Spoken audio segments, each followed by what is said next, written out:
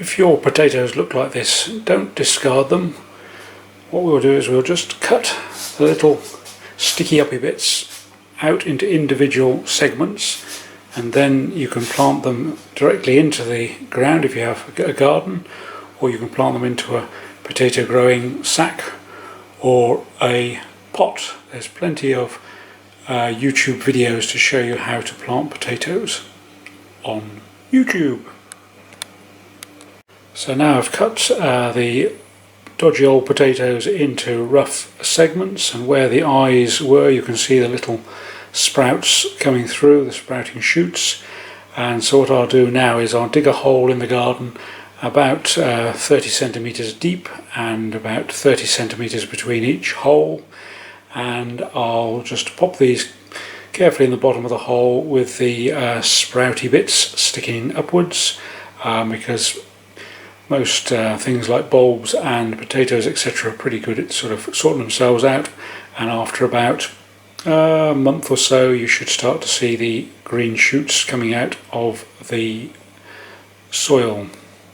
Don't forget to cover them over with soil and to put a little stake or cane in just to show you where they are, because once they start to show green tops you'll then need to start to earth them up, which more of in a later video. These are the potatoes that I planted about 12 weeks ago, and as you can see there now quite a lot of green growth. I should have what we called earth them up before now, but I'll just show you what I do to earth them up.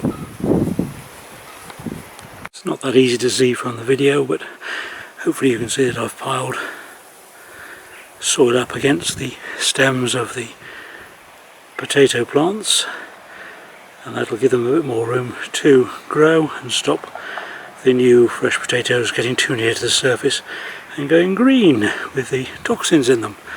So we're just going to go over the top here now, and I'm delighted to say that there was only 2 poppies and a cyclamen plant and a lavender that were injured during the filming of this video, but hopefully they will recover.